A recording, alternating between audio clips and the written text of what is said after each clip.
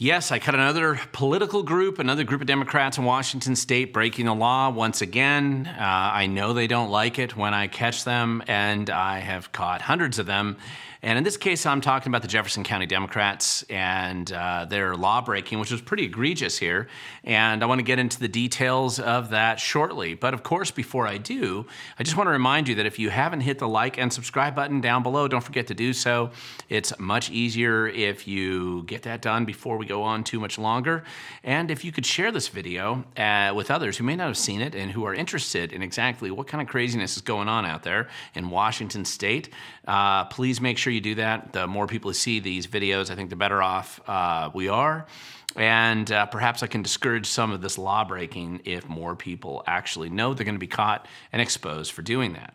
So let's just get right into this, because if you've followed my website at We the Govern, you'll know I have a whole page there that's dedicated and constantly updated with the new changes of basically people that I've caught breaking the law, whether it's the state ethics laws or whether it's the Washington state public disclosure laws, which have to do with campaign finance.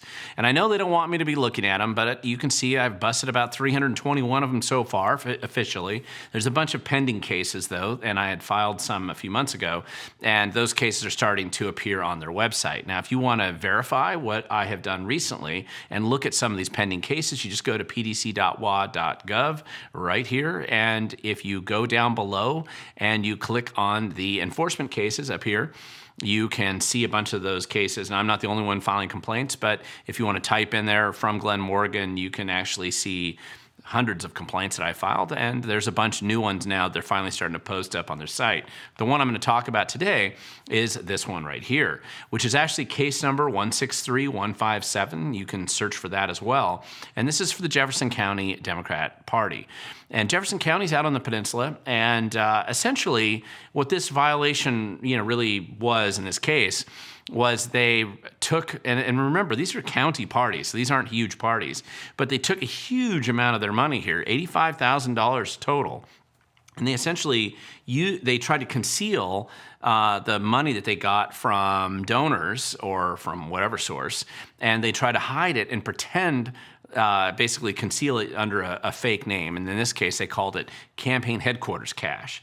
Now, if you were allowed to do that, everybody would do that, and they would just call all the cash that they collect in these local political parties, they would call them campaign headquarters cash, because then you'd never know who's giving them money. But that, of course, defeats the very purpose of having a campaign finance law in the first place.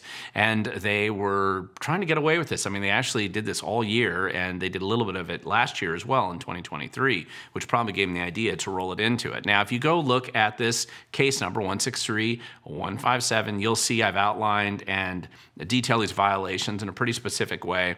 So everything's there. It's pretty clear. It's not hard to understand.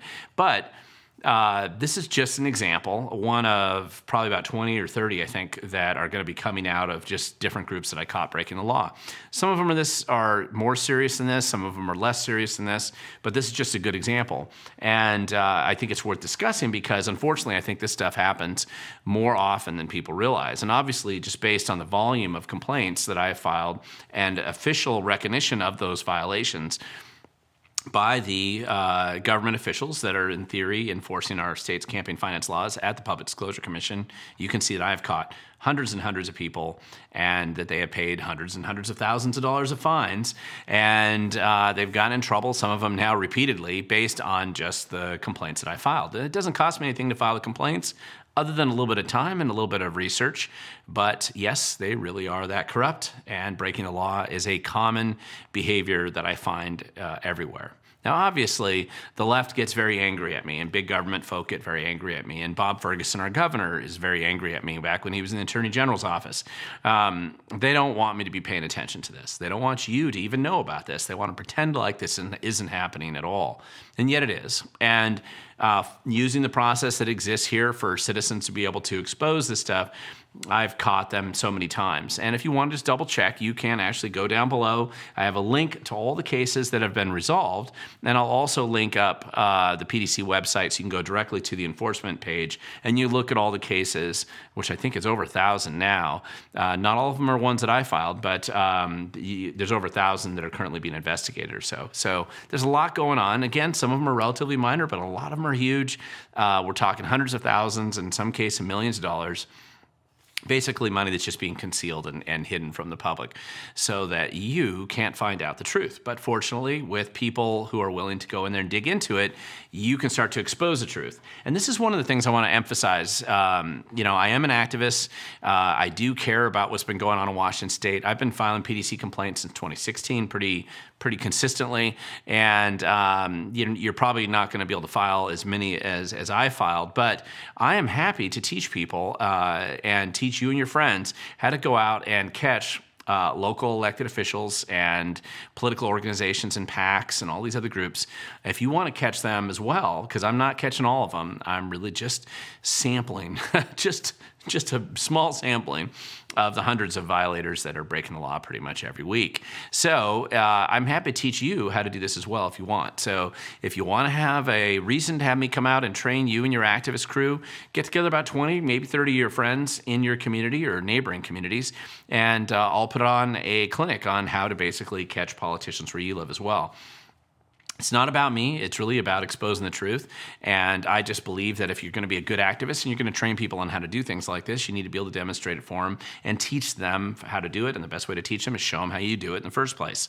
And it's a little bit easier then to copy at least the process or methodologies that I file, and so that then you can follow those or maybe come up with even better ones on your own. And next thing you know, there's a whole bunch more of us looking into some of this corruption, or at least this law breaking. That is what I'd like to just remind everybody. I do this on a regular basis. Send me your comments down below. Go to my website at wethegovern.com if you want to request me to come out and train you where you live. I will even travel outside the state and help you set up teams of people in other states on how to catch corrupt politicians and bureaucrats where you live as well. This is just something that I do a lot of, so I'm here to help you. And the reason why I'm here to help you is because I think the only way that we can change the future is if we're willing to get out there and engage and be involved. So just in closing here, I just want to tell everybody you can make a bigger difference than you realize. Most people sit back and throw their hands up in despair and believe they can't make a difference or change what's going on around them, and I disagree. But if you want to make an impact, you have to be willing to show up, because in the end, the future belongs to those who show up.